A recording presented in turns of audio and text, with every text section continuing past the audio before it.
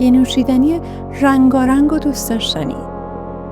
3 نوشابه پرفروش دنیا، نوشابه فانتا.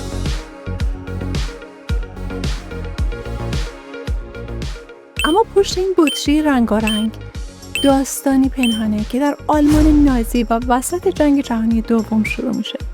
با فرادانستنی همراه باش تا تاریخچه جذاب و شنیدنی تولد این نوشابه رو با هم ببینیم.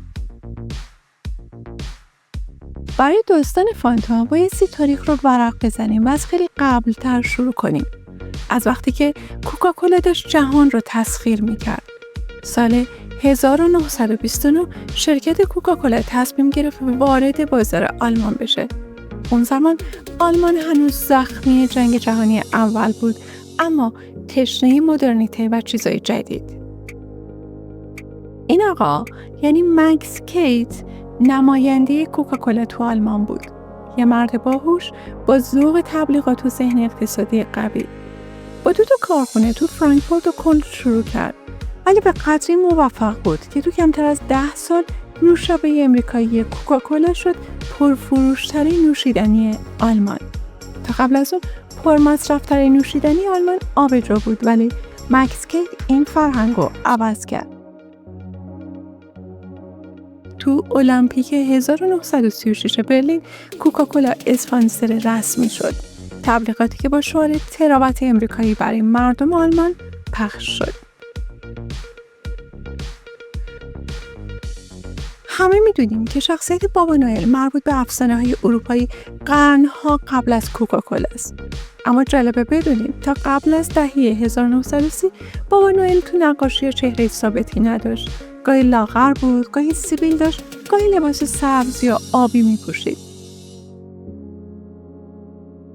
و حتی تو بعضی نقاشی شبیه یک جادوگر یا موجود جنگلی بود. سال 1931 شرکت کوکاکولا برای کمپین زمستانی خودش از یک تصویرگر معروف به اسم هادون ساندبلوم خواست که یه بابا نوئل قرمز پوش، خوشحال، چاق و مهربون براش طراحی کنه.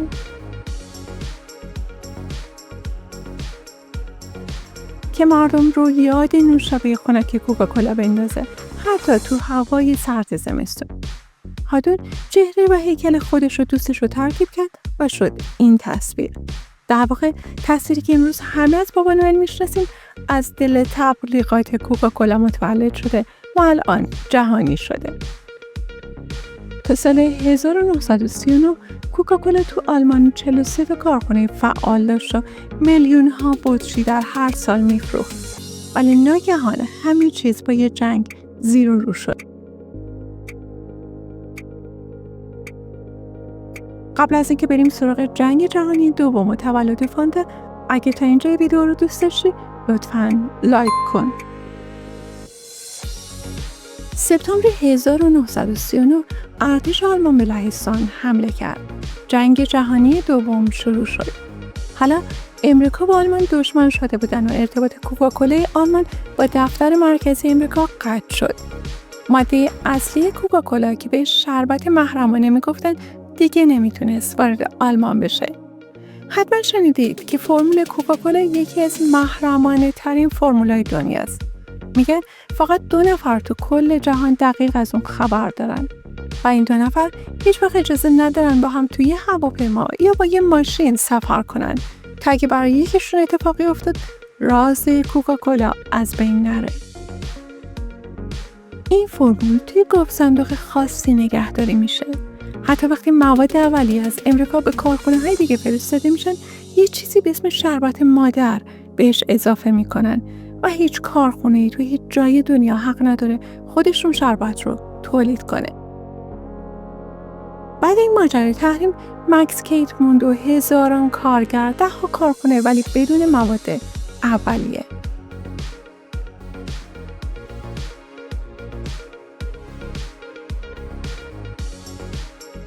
حالا یا باید معجزه میکرد یا نابود میشد. مکس کیت تصمیم گرفت یه نوشیدنی جدید اختراع کنه با هر چیزی که تو آلمان پیدا میشد. رفت سراغ شیمیدانای آلمانی و گفت شما که خیلی باردین و حتی میتونید سلاح شیمیایی تولید کنید، بیایید برای من ماده اولیه کوکاکولا رو تولید کنیم. اما عجیب این که هرچی تلاش کردن نتونستن به اون طعم و مزه برسن. انواع و اقسام میوه ها و مواد خوراکی رو امتحان کردن ولی فایده ای نداشت. تا اینکه مکس کیت بیخیال کوکاکولا میشه و میگه یه نوشابه جدید با طعم جدید بسازه و بالاخره موفق میشن که یه نوشیدنی قابل قبول درست کنن. مکس کیت به کارمنداش گفت فکر فانتزیتون رو به کار بندازین و یه اسم جالب برای این نوشابه پیدا کنین. مکس کیت همین لغت یعنی فانتزی رو استفاده کرد. یکی از کارمندا گفت همین کلمه‌ای که استفاده کردیم خوبه، بذاریم فانتزی به معنی تخیل.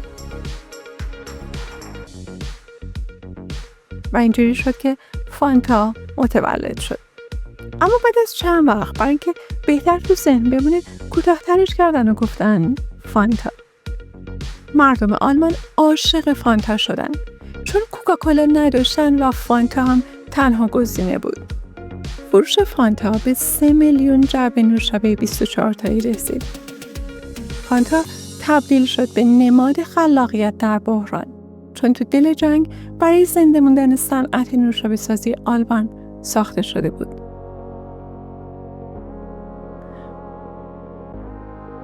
بخش دردناک ماجرا این که وقتی بمبارون شروع شد همه چیز نابود شد. تا سال 1945 هر 43 تا کارخونه‌ای که مکس کیت ساخته بود زیر آتش متفقین از بین رفت.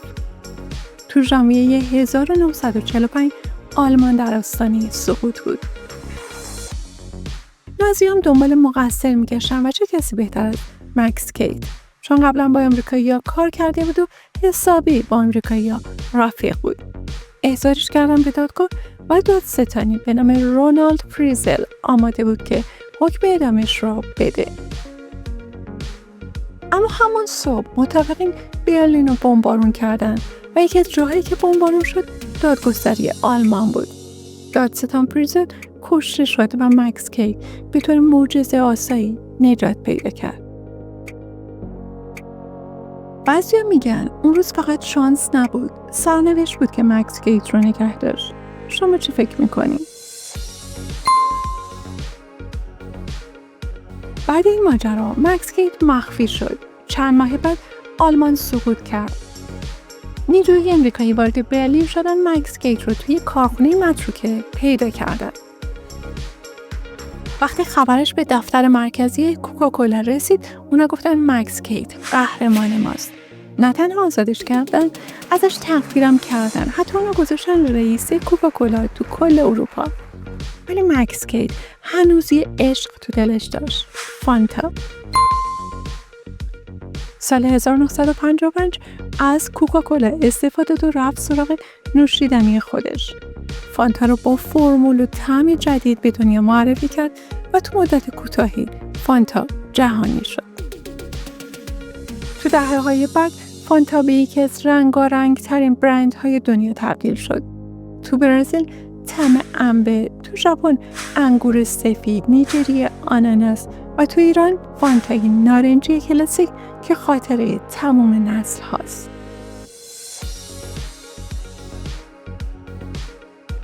فانتا از دل جنگ و مرگ بیرون اومد اما نماد زندگی و شادی شد.